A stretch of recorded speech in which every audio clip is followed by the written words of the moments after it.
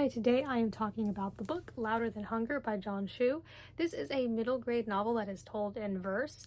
It's pretty big, as you can see. It's a little over 500 pages, but because it is in verse, it did not take me very long to read. And if you don't know what that means, that just means that it's told like with sort of like poetry. And so there aren't a lot of words on the pages. I've read a few in-verse novels recently, and I think that they are typically fun and quick and easy to read. And this book has been one of the best books I have read this year. So I heard about this book from the channel Colby Sharp, and whenever I discover a book from a booktuber or anywhere else specific, I like to say who I got the recommendation from. So this book was just published last year in 2024, but it takes place in the 90s when the main character Jake is in 8th grade. This book is also very based on the author's own experiences, which just makes it that much more powerful and also emotional and difficult to read, which we'll get into that. So as I said, the main character's name is Jake, and he is a young teenage boy living in Illinois. And this is about his life, like I said, very based on the author's own life and experiences. And Jake has an eating disorder. And this book is about his experience with that. You learn about his home life, and so you can kind of understand maybe why he has so much insecurity. You learn about how school was for him. You see his relationship with his grandmother. At the beginning of the book, he says that she is his only friend. They get along very well. They love to watch movies and Broadway musicals together, like not at Broadway. They like to listen to the music together and talk about them, and they have a lot of activities that they love to do together. They get along very well, and he really loves her. We talk about the musical Into the Woods, and I love the movie, which I know this is before the movie came out, and some people who are really into it that have seen the musical first will probably say that it's better, and that's fine, but I do really like the movie, so I am very familiar with the story. So I understood all the references and the songs and things that were mentioned in the book. So that was a little thing I liked about it. There are some other specific books, musicals, actors, musicians that are mentioned in the book, like real people. Anyway, so Jake gets sent to an institution. I don't know the exact word. It might just be a part of a hospital, or maybe it's like a separate building facility for kids with eating disorders. And he basically lives there for a while and works with different doctors and gets treatment. He is struggling a lot with anxiety and self-doubt and insecurity and feeling like he's taking up space and he feels worthless. And as I said, you'll learn about like his home life and what school was like for him, and so then you'll understand a bit more what caused what he calls the voice, which is basically like his brain, his anxiety, telling him terrible things, and he believes it. And I think this book does a great job at showing what anxiety can be like and how you can really feel like your own brain is working against you. And I think the book portrays the voice really well, showing the kinds of thoughts that Jake gets and how he struggles with them. And so, as I said, yes, he struggles a lot with insecurity and eating, especially just a lot of body issues. He's very obsessive about it. While he's at this institution, he meets some other people. He misses his grandma. He does not like it there. I think that the place is, they're trying to help him, so it is good for him in some ways. And I have never personally experienced anything like this, but that's why I read, to gain these perspectives and to learn about these places and these situations. I don't know how much those institutions have changed since the 90s, because remember, this takes place in the 90s. I don't know if they've gotten any better or any worse. Although, yeah, some of the ways that the doctors treated him I thought were not good. There were some things, one thing in particular that one of them said to him that was just like so inappropriate and disrespectful.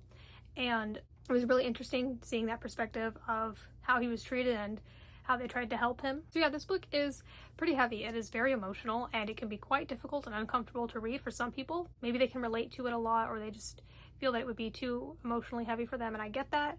For me, it was a little difficult and uncomfortable, but I think that's good. I think it was in a good way because it shows you what this is like without really holding back. I think it does a great job at portraying Jake's emotions, the good ones and the bad ones. I think this book is about a lot of things. I think it is about bullying and the impact of words and how strong and harmful they can be. I think it's about music and art and how they can mean so much to someone. I thought it was great seeing how much Jake loved certain things, like he really likes Emily Dickinson, for example, and he loves the music and plays that he shares with his grandma. I loved seeing the relationships that he forms with people and the relationships he had with his grandma. So I thought it was interesting, the relationships he had with people he didn't know, and what I mean by that is just, I guess maybe they'd be considered like parasocial relationships. Like Emily Dickinson is long deceased and he never knew her, but he feels a connection with her, and many people today as well can feel a connection to a celebrity or fictional character or historical figure or whoever. And I think that the way that was portrayed was very interesting, because people can use, like an artist for example,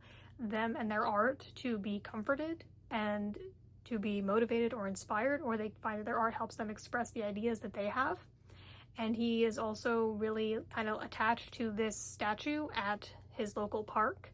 There's kind of like a relationship between that as well, or at least like on his side, because of course it's just a statue. But yeah, similar to how he feels about Emily Dickinson. So I thought the relationships both with the real people and the not real people or the deceased historical figures were interesting. I think this book is about the importance of human connection and relationships. I felt that this book was realistic. There's a foreword by Kate D. Camillo about how telling your story can save yourself and save others as well, and just that it can be very helpful to yourself and others. As I said, sometimes it is quite difficult to read, not like physically, but just mentally. It depends on you and your own personal experiences and how empathetic you are. I think I'm a pretty empathetic person, but it was never like I wanted to stop reading. There were just some things where I was like, oh, that's pretty heavy. But I think it's important because it really shows what it's like I said, without holding back. And I think it's really important. This book is just really important. I think it's really good and useful for kids, whether they have gone through something like Jake has or whether they haven't and never will. I think it benefits either side because they can either see that they are not alone in their situation and how Jake dealt with it, or they can learn what it's like for people who do deal with these things, because I know that it is very common. There's a quote in the book that I wanted to share. On page 374, I'm not going to give context, but it's good with or without it. And it says, "Life can only be lived forward but understood backward." So you really see the struggles that Jake goes through in this book, and you're rooting for him, at least I know I was, and you care about him. This book was, like I said, important, realistic, informational, and also just a good story. Like, I just enjoyed it. And I think it's a book that wasn't just like a fun, good story. I don't know if fun is exactly the word I'd use. I did think that the style of it being in verse was fun, but the contents of the book aren't so fun. But like, it's fun in the sense that it's an enjoyable story, but it's not like light and fluffy.